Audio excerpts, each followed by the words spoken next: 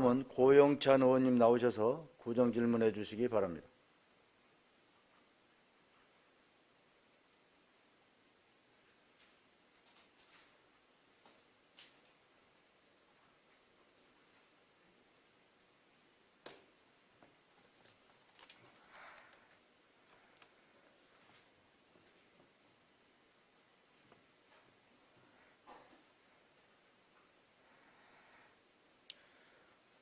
존경하는 23만 금천구민 여러분, 안녕하십니까? 가산동 독산일동 국민의힘 고영찬 의원입니다. 구정 질문에 앞서 지난 10월 29일 이태원 사고의 희생자에 대한 명복을 빌며 다친 분들의 빠른 쾌유를 기원합니다. 발언 기회를 주신 존경하는 김용술 의장님을 비롯한 선배 동료 의원께 감사의 말씀을 드립니다. 그리고 금천 발전을 위해 항상 힘쓰시는 유성훈 구청장을 비롯해 이번 행정사무감사에 충실히 임해주신 공직자 여러분께도 감사드립니다. 이번 구정질문은 제9대 의회가 개원하고 두 번째 실시되는 것으로 질의와 관련한 답변에서 구청장을 비롯한 집행부는 기존에 알려진 내용이거나 앞서 답변한 내용을 반복하는 등 원론적이고 모호한 답변은 지양해 주실 것을 당부드립니다. 특히 모르거나 미흡한 부분에 대해서는 숨기지 말고 솔직히 답변해 주시는 것이 구정 발전에 도움이 된다는 것을 유념해 주시기 바랍니다. 2022년을 마무리하고 2023년 새로운 금천을 위해 유익하고 원활한 구정 질문이 될 수 있도록 당부드린 내용에 재차 협조해 주시기 바랍니다. 그럼 구정 질문 시작하겠습니다. 먼저 9에서 구유재산의 현황 파악과 각종 데이터 분석이 미흡한 점을 말씀드립니다. 9의 각종 재산 현황을 보면 단순 엑셀 형식의 리스트 관리 외에는 조사 또는 분석이 됐거나 시각화된 자료가 없는 상황입니다. 주무부서조차도 파악이 어렵다면 인구는 줄고 예산은 월등히 늘어나는 지금의 방만한 금천 행정의 효율성을 어디서부터 찾을 수 있겠습니까?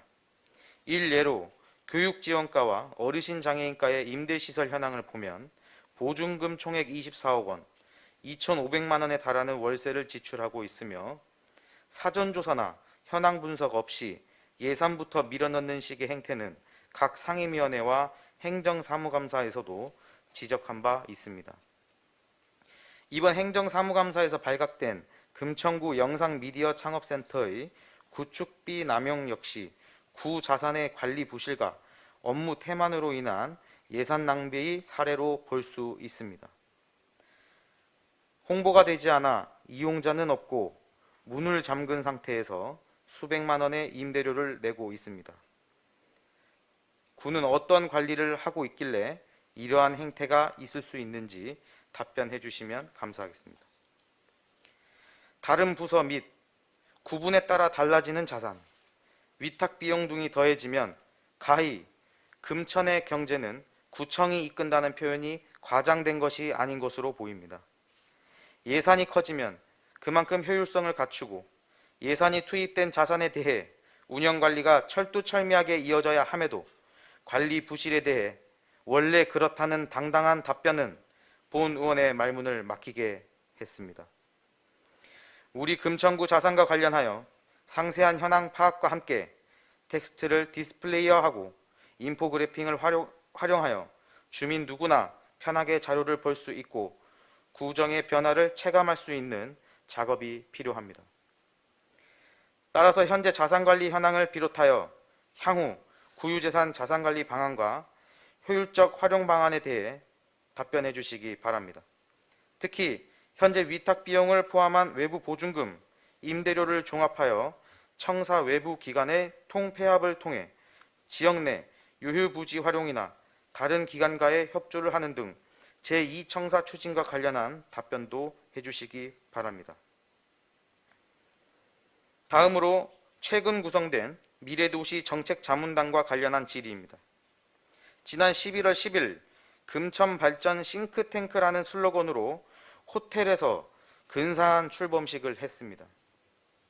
청장께서는 금천의 발전과 미래를 그리겠다고 말씀하셨는데 위원들을 살펴보면 29명의 위원 중 50대 이하는 총 4명이었습니다. 40대 이하는 1명으로 평균 나이는 60세를 훨씬 뛰어넘습니다. 연령대만 보더라도 청년 친화 도시는 진작에 포기하고 고령 친화 도시만을 표방하는 것이 아닌지 의구심이 듭니다. 과연 금천에서 이 싱크탱크는 어떻게 미래를 말할 수 있고 청사진을 그릴 수 있는지 궁금합니다.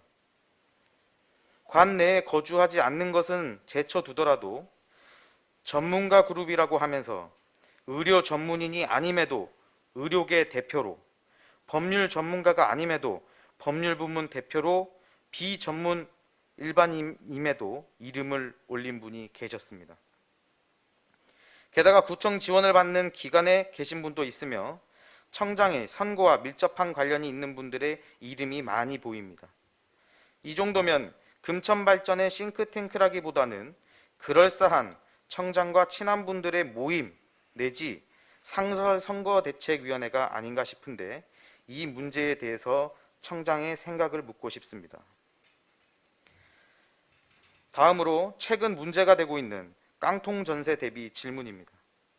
금천구는 올해 초부터 통상 깡통 전세 위험 신호라고 볼 수 있는 매매가 대비 전세가율 80% 이상의 연립 다세대 주택 매물이 쏟아지고 있습니다. 강서구 화곡동 일대에 이어 금천구는 93%에 달하는 높은 전세가율을 보이고 있으며 아파트 역시 다른 지역은 55%의 수준이지만 금천구는 80%에 달하여 다른 곳과 큰 차이를 보이는 실정입니다. 곳곳에서 경매가 쏟아지며 절정에 이르고 있는 위험 수준의 상황에서 우리 구의 선제적인 대비는 미흡한 상황입니다. 주민들의 우려가 커지고 조례까지 발의가 되었으나 깡통 전세 문제는 사인 간의 민사 문제라는 점에서 조심스럽다며 집행부에서 소극적으로 나서는 점에 대해서는 상당한 유감입니다. 서울에서의 삶, 도약의 꿈을 안고 금천으로 온 주민들이 전세 보증금을 모두 날리고 인생의 최대 위기를 맞이하는 순간에 행정이 손 놓고 구경만 한다면 주민들에게 더 큰 상처와 극복하기 어려운 피해를 방치하는 것이 될 것입니다. 거기에 고금리가 시작되며 서민들은 이중고를 겪고 있습니다.